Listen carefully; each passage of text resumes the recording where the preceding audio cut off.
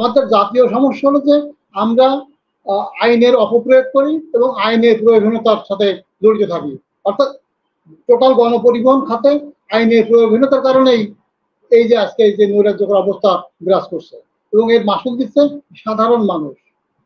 সড়ক দুর্ঘটনায় সবচেয়ে বেশি আক্রান্ত হয় মধ্যবিত্ত এবং নিম্নবিত্ত শ্রেণীর মানুষ, এবং এই দুর্ঘটনার মধ্য দিয়ে এই সমস্ত পরিবারগুলো বিলীন হয়ে যাচ্ছে।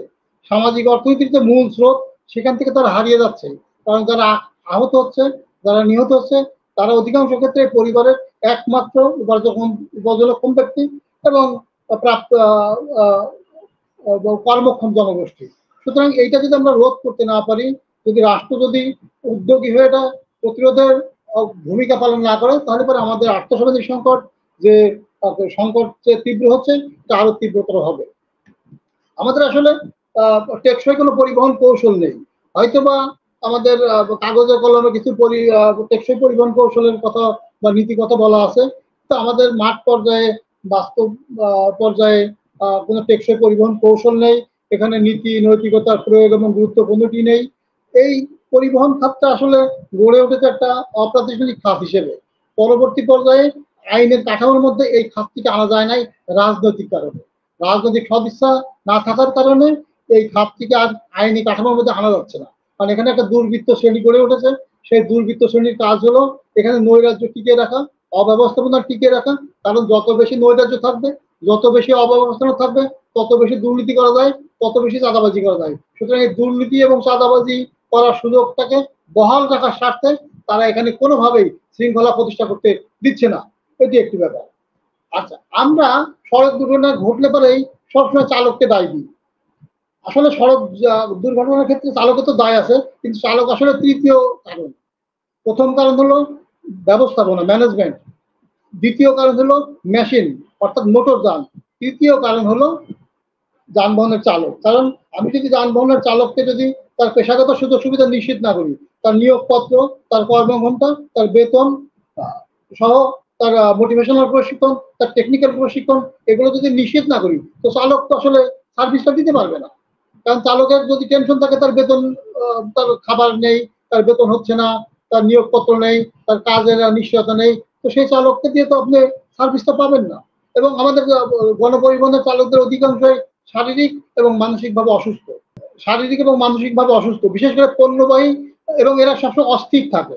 হ্যাঁ, কারণ এদের তো পেশাগত সুযোগ সুবিধা নেই। এবং আমাদের শ্রমিক সংগঠনগুলো কখনোই তাদের শ্রমিক ভাইদের জন্য, তাদের পেশাগত সুযোগ সুবিধার জন্য আন্দোলনে নামে না। তারা নানা কারণে আন্দোলন করে, নানা কারণে ধর্মঘটে চলে যায়, কিন্তু কখনোই তাদের শ্রমিকদের নিয়োগপত্রের জন্য, তাদের বেতন কর্মঘণ্টা নির্দিষ্ট করার জন্য, তাদের বেতনের কাঠামোর মধ্যে নিয়ে আসার জন্য আন্দোলন করা।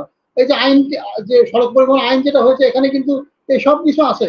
তাদের নিয়োগের কথা বলা আছে, বেতনের কথা বলা আছে, কর্মঘণ্টার কথা বলা আছে, কিন্তু সড়ক তারা তো এই আইনটা তারা বাস্তবায়ন করতে চাচ্ছে না। যানবাহনের গতি নিয়ন্ত্রণ করার জন্য যে প্রযুক্তিগত সক্ষমতা, সেই প্রযুক্তিগত সক্ষমতা আমাদের নেই, এবং সেই সক্ষমতা অর্জনের জন্য যে আগ্রহ দরকার, সেই আগ্রহ আমাদের নাই। আমরা শুধুমাত্র ব্রিজ বানাচ্ছি, সড়ক বানাচ্ছি, কিন্তু মানুষের আচরণ মানে পরিবর্তন করছি না, আচরণ গঠনও করছি না, তারপর প্রযুক্তির ব্যবহারও আমরা করছি না। যার ফলে এই গতিটাকে নিয়ন্ত্রণ করা কোনোভাবেই যাচ্ছে না। হয়তো বা কোথাও কোথাও স্পিড ক্যামেরা আছে, কিন্তু চালক যখন দেখছে স্পিড ক্যামেরার সামনে, তখন সে নিয়ন্ত্রিত গতিতে যাচ্ছে। তারপর যখন সেই স্পিড ক্যামেরা সে অতিক্রম করছে, তারপরে আবার যা তাই। গতির কারণে দুর্ঘটনা কিভাবে ঘটে? প্রতি 60 কিলোমিটার গতির পরে যদি প্রতি 5 কিলোমিটার গতি বৃদ্ধি পায়, তাহলে দুর্ঘটনার মাত্রা ঝুঁকি বাড়ে 4%। 60 কিলোমিটার পরে প্রতি 5 কিলোমিটার গতি বাড়লেই ঝুঁকির মাত্রা 4 গুণ বেড়ে যায়। কিন্তু আমরা দেখা যাচ্ছে যে 60 কিলোমিটারের যে গতিতে চলার কথা আছে, আমাদের সড়কে বিভিন্ন জায়গায় মার্কিং করা আছে, কিন্তু অধিকাংশ যানবাহন চলতে 80 কিলোমিটার, 120-এও যাচ্ছে। তো দুর্ঘটনা তো ঘটবেই। কিন্তু এটা নিয়ন্ত্রণ করার জন্য কোনো প্রযুক্তি নাই, লোকবল নাই। আমাদের সবসময় বলা হয় যে আমাদের লোকবল নাই, তো লোকবল থাকে না কেন? এই যে বিআরটিএ সরকারকে প্রতি বছরে প্রায় 5 থেকে 6 হাজার কোটি টাকা রাজস্ব দেয়, তো লোকবল থাকবে না কেন? যে বিআরটিএ ভুলের কারণে মানুষের প্রাণ চলে যাচ্ছে, মানুষের জীবন মরণের প্রসঙ্গ, সেখানে তো গাফিলতির কোনো সুযোগ নেই, তাই না? কিন্তু ব্যাপার হলো যে আমাদের এই গণপরিবহন খাতকে যারা নিয়ন্ত্রণ করে, যারা পলিসি মেকার, তারা কেউ গণপরিবহনে চলে না। তারা কেউ গণপরিবহনে চলে না, তার আত্মীয় স্বজন গণপরিবহনে চলে না। সুতরাং এরা গোল্লাই যাক, মানুষ মরছে তাদের কিচ্ছু যায় আসে না।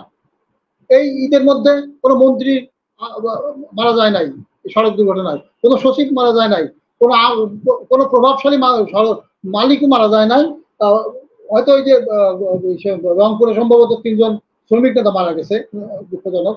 তো এই যে সাধারণ মানুষ মারা যাচ্ছে, এটা নিয়ে তাদের কোনো মানে দুঃখবোধ কাজ করে বলে মনে হয় না। এবং এইগুলো নিয়ে আমরা যখন কথা বলি তখন এইগুলোকে তারা হাসাহাসি করে, তামাশার বিষয় মনে করে, এগুলো আলোচনার বিষয়, এটা তারা মনেই করে না।